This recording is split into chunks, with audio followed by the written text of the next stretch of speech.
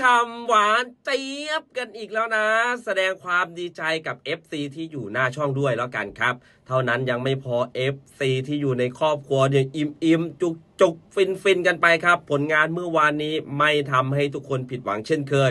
หน้าช่องนี่แค่น้ำจิ้มครับของจริงเนี่ยมันอยู่ในครอบครัวลองเปิดใจเข้ามาครับแล้วโลกของคุณจะเปลี่ยนไป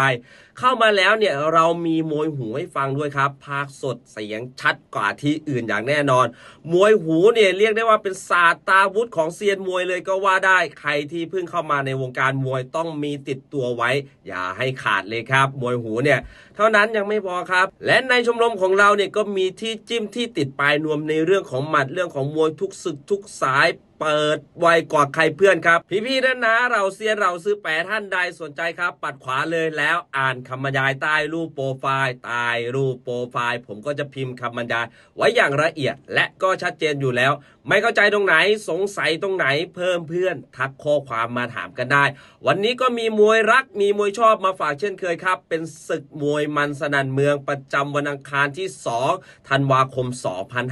2568โอ้โหชิงกันหลายคู่ชิงกันหลายเส้นเหลือเกินเริ่มตั้งแต่คู่แรกเนี่ยเป็นเจ้าแกเรตเจอกับเจ้าทิสเตียนครับคู่ที่2เสาเอกอัจฉริยะจะเจอกับหยกมรกตวสังประภัยคู่นี้ก็แย่งกันมาแจ้งเกิดและคู่น้องรองคู่เอกครับเจ้าชายราพอรักบุญจะเจอกับเจ้าจอร์ดแม็กคันล็อกครับตัวนี้เจ้าจอร์ดเนี่ยก็หนักก็แรงเช่นกันครับคู่ที่4เนี่ยเจ้ากัปตันเพชรยินดีอะคาเดมี่จะเจอกับเจ้าแม็กวิกเกอร์มวยไทยหนักแรงทั้งคู่ครับไม่ได้มีแค่มวยชายครับมวยหญิงก็มีวันนี้น้องไข่เค็มสิทธิ์พนันเชิงจะเจอกับน้องกะทิมราชพัฒโคราช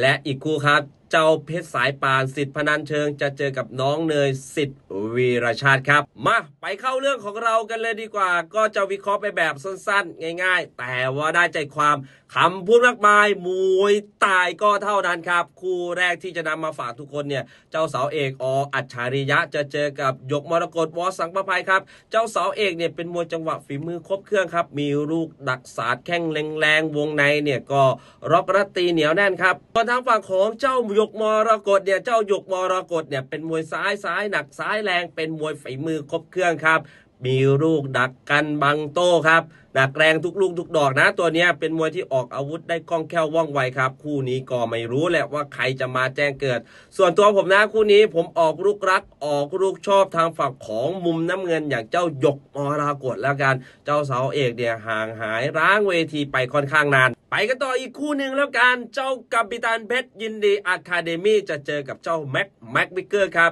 เจ้าแม็กวิกเกอร์เนี่ยเป็นมวยซ้ายหนักซ้ายแรงเป็นมวยฝีมือครบเครื่องโอ้โหเตะหนักต่อยแรงครับตัวนี้หนักแรงทุกลูกทุกดอกส่วนทางฝั่งของเจ้ากัปตันเนี่ยเจ้ากัปตันก็เป็นมวยฝีมือครบเครื่องเช่นเดียวกันครับตัวนี้นอกได้ในดีในเนี่ยร็อกรัดตีเหนียวแน่นครับหนักแรงทุกลูกทุกดอกเช่นกันส่วนตัวผมครับคู่นี้ผมออกลูกรักออกลูกชอบทางฝั่งของมุมแดงอย่างเจ้ากัปตันแล้วกันมองดูว่าวัดกันปอนต่อปอนแล้วกันครับวัดกันปอนต่อปอนเนี่ยลูกหนักลูกแดงเจ้ากัปตันจะดีกว่าในเรื่องของหลักเหลี่ยมชั้นเชิงมวยดีกว่าครับยังเหลืออีกหลายศึกหลายสายหลายคู่ให้เราได้ลุ้นได้เชียร์ครับใครอยากได้เพิ่มเติมหรือว่าอยากฟังมวยหูตามมาเจอกันได้ในครอบครัวเลยทางเข้าจะอยู่ที่ใต้โปรไฟ